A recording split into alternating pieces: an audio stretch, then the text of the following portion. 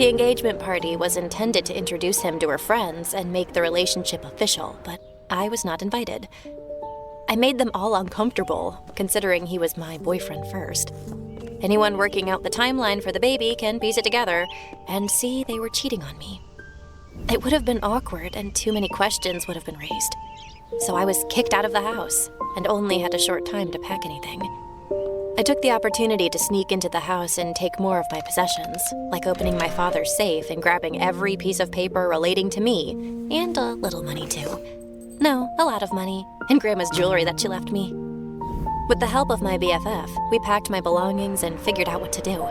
Today, I am moving into my new place, a flat above the bike shop where I work. I am in my final year of apprenticeship, and I am a motorcycle mechanic. Proud of it, I might add.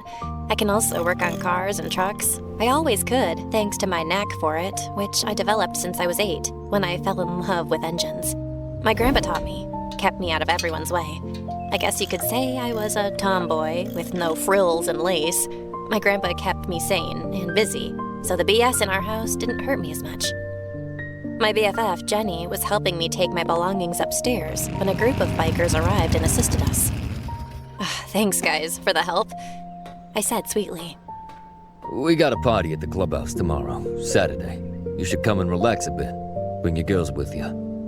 Bruiser suggested as he threw his arm over my shoulder, walking me to the settee, pushing me down, and handed me a beer they had brought with them. This was how they acted around me, ordered me about.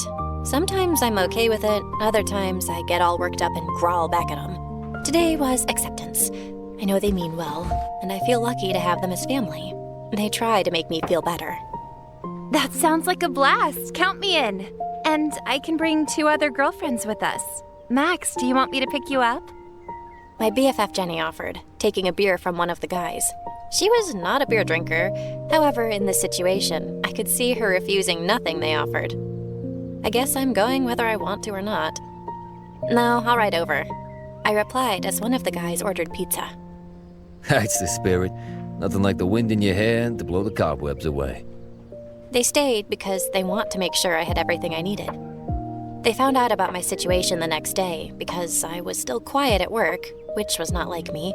Often I'm singing to the radio or swearing at something, so one of the guys approached me to find out what gives, and I softly told them what went down. And when word got around, they came to me like protective brothers. Now I have a whole group of bikers who have my back. I feel privileged to call them friends. They even offered to rough up the ex for me, but I refused the offer because, strangely, I was happy to get rid of the loser if he was a cheating bastard. Plus, I was in deep enough shit with my parents and sister without making it worse. It was late. My BFF left for home, and the guys did too. Hey, don't forget to come. We need our prettiest mechanic at the party. Some of the boys might need a tune-up. Bruiser said with a laugh as they climbed onto their bikes and left. I know what sort of tune-up he was talking about, and it had nothing to do with a motor. I looked around my new home. It wasn't much, but it was all mine. Turned off the alarm, turned on the coffee pot, the radio, and headed to my workstation where the fat boy was waiting for me to finish. I sat down on the stool with casters and began my job. I installed the new spark plugs and double-checked the oil. Once finished, I started the bike up. It sounds lumpy, like it was just turning over perfectly. That's a sound I love to hear as I enter work. My boss, Mike, said as I turned the bike off. It's ready to go, unless you want to take it out for a test ride. Sure, He smirked as he grabbed the bike. I opened the garage door and Mike took off. I smiled as he disappeared down the street. The sound of the bike returning prompted me to head back. Mike had a massive grin on his face as he parked the bike. Great job. You are a top mechanic, but don't tell anyone or I'll have to deny it. He joked. I hear you've been invited to the club party tonight. Yep. You can leave now. We have no more customers expected. Good job today. Thanks, boss. I saluted him and rushed upstairs before he could change his mind. Giggling all the way up, I heard him chuckling as he locked the door below, behind me. I decided on a quick shower. I didn't want to smell of oil when going to a party. Put on my skinny black jeans, a black blouse. The last thing I grabbed before leaving was my jacket. My mom used to grumble that I wasn't like my sister and put more effort into my appearance. But I like who I am, and I didn't like wearing lots of makeup. It was my choice, and I feel that I'm not a frilly, lacy chick. It was a deal breaker with my mom.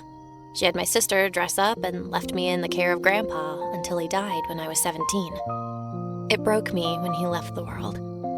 He was the only person who got me. My grandma had been gone since I was young, and I filled the hole in his heart with my love for bikes and fishing. He left me his money and bikes. Dad got his house and business. My mom hated that I gained all that money. I ate something before my phone chimed to let me know my girlfriends were on their way to the party. I pulled my bike out of the small garage and started it up. 10 minutes later, I came up behind the girls and hung out behind them. My friend waved me on to take the lead. I shrugged and overtook her. The turn-off arrived. An open, large steel gate appeared. Men stood by the entrance, watching us arrive. "Hey!" I greeted the biggest man I had ever seen. Who invited you here? The man asked gruffly in a deep, husky voice. "Bruiser." He pulled out his phone and called, I assume, Bruiser.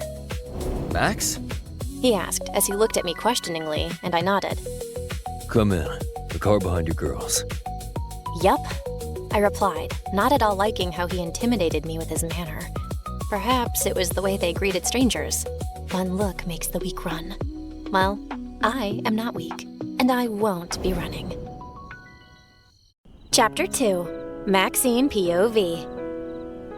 This rather large biker leaned in to look inside the car, his bulky figure partially blocking the open window, causing the girl nearest it to back away.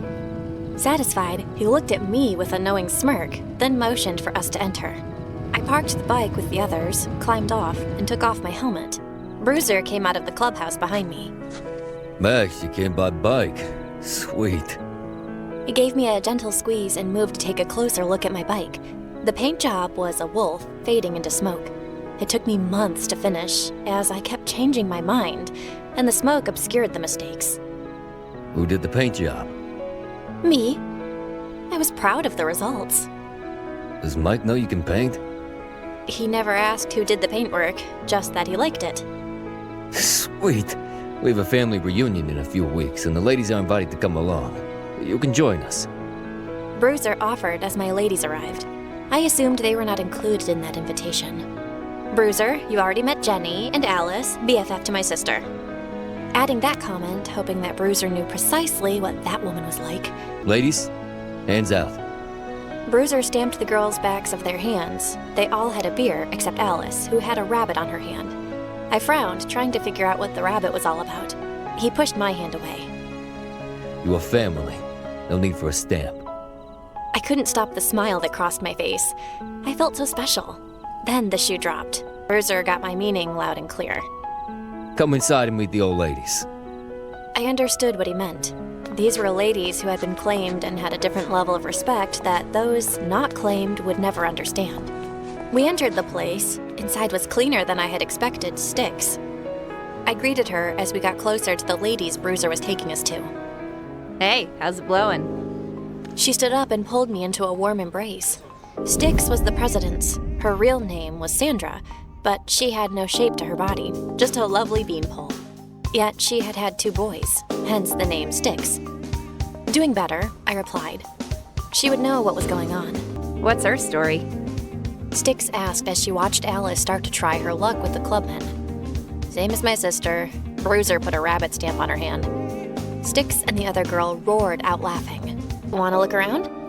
Sticks were offered, and before I knew it, we were walking down a small pathway. There was a workshop here, where men were working on their bikes. They looked up at us when we entered and frowned. "Who's this, Styx?" Looking at Reba. But none of us was a mechanic. I was scratching my head, as I was almost at the end of my knowledge, when I heard someone enter, and a soft perfume that shouldn't be in this shed hit my nose. "Who's this, Styx?" The most beautiful girl I've ever seen had entered our sanctuary. That's Max from the shop. Max Apprentice. Banjo said, as he moved forward to greet them. The others stood up and moved forward too, making me feel like a dill for not recognizing Max. Although I've only seen her a few times from a distance, and she was usually deep in bike repair, I barely got to see her face.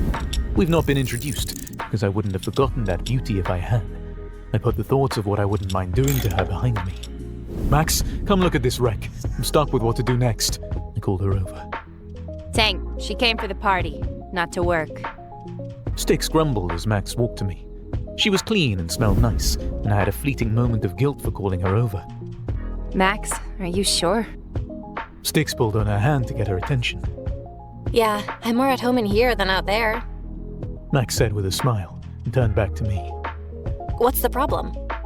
I went into detail about what happened to the bike, what I'd managed to do so far. Max removed her leather jacket and slung it over a nearby bike seat, then squatted down. For the next 2 hours, Max worked on the bike with me, guiding me through the tricky bits I couldn't do. The others came forward and used this time as a sort of training session, and Max didn't seem to mind at all. Hey, Max. Bruiser called out at the door. Back here! She returned to the call of her name. He arrived and burst out laughing at us. Max, I invited you to a party. You know, dancing and drinking and socializing. This is not what I meant as a party. He was still chuckling when the Prez walked in, with Styx on his arms. You still got her working out here? Styx all but growled at us. What? I was confused. Max didn't seem to mind, and we all were having a good time out here. Hey, Prez, the party over? Max calmly asked, but it sounded more like she had hoped it was. Not even close, babes. The Prez answered with a smile. He'd often talked about the female mechanic and her sassy ways. I thought he was exaggerating, but after spending a little time with her, I was hooked. We've nearly completed the repair job on Spider's bike. If we can have Max here for a few days, I bet we could hit the road by the end of the week. I said it as it was my way of asking her to stay for a while and fix the bike. Spider was almost healed and ready to get back on his own bike. Would have to ask Mike about that. I don't get involved with his employees. Prez replied contemplatively. You here? Yep, came half an hour ago. Stick answered as she handed Max a bottle of water. Max, if Mike's okay with it, would you work with us for a week? Get some of these ready for the weekend ride? Sparks asked, and I kicked myself for not considering that she might not want to spend a week here. Sure, if Mike doesn't need me, we have several bikes in for service before the ladies run. Her sweet voice carried across the warehouse, and the guys nodded in understanding. Thanks, babes. Spike called out. Each one of us here enjoyed that she worked on our bikes. It might sound odd that we're letting a chick touch our bikes, but Max was not like most chicks. Max knows what she's doing, and has proven herself on numerous occasions. I wish I had known how attractive she was. Man, she was fun. Had me chuckling a few times, but most of the time in here, she'd been all about the bikes, and not flirting. They see the glamour of the lifestyle, but it's not for everyone. I was guided to a washroom on the side of the workshop, which had a deep steel sink and a shower, but no mirrors. There was a cupboard under the sink containing soaps and cleaning products, as well as a shelf with dark-colored towels. A door that led to a toilet, which was cleaner than I had expected. So far, this whole clubhouse had been cleaner than I thought a load of men would leave it. I had underestimated the guys and made assumptions about how guys I knew from high school or parties would act. None of them were like that. Maybe it was because they are mostly men, whereas my experience had been with boys my age and lower. I cleaned the grease off my hands and arms and dried them. As I went through the routine of cleaning myself up, I thought about the party they had been pushing me to attend and how it had churned up my stomach. I always seem to lose something at parties, mostly friends who don't like the fact that I don't drink. I've never been a drinker. I might drink a beer to be sociable, and it would take me ages to finish it. Still, I never take shots and am never blind drunk. I had only once been drunk, and I didn't like the feeling or the way it took me all day to recover, nor the hangover that seemed to be more than a headache. My friends get drunk, and I spend a lot of time cleaning up the messes they make.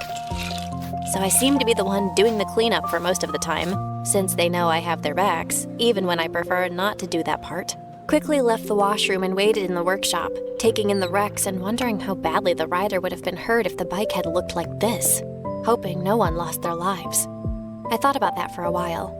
I loved my bike, but I would never ditch it because I was scared. That the thought of falling off had never entered my mind. If I died while riding my bike, then I would have been doing what I love doing. I found I was okay with that. Not that I want to die, but I have thought about how I would like to go when my heart has been broken. Hey, what are you still doing here? Rocket asked, pulling me out of my thoughts. Hiding? I joked back, giving him a sheepish smile. He chuckled and came to stand beside me, looking at the bike I had been staring at. Can it be fixed? It's been sitting here for a long time, with no one having the skill to start repairing it. Well, They could give it a go, but this bike is so old that parts are almost nearly impossible to get.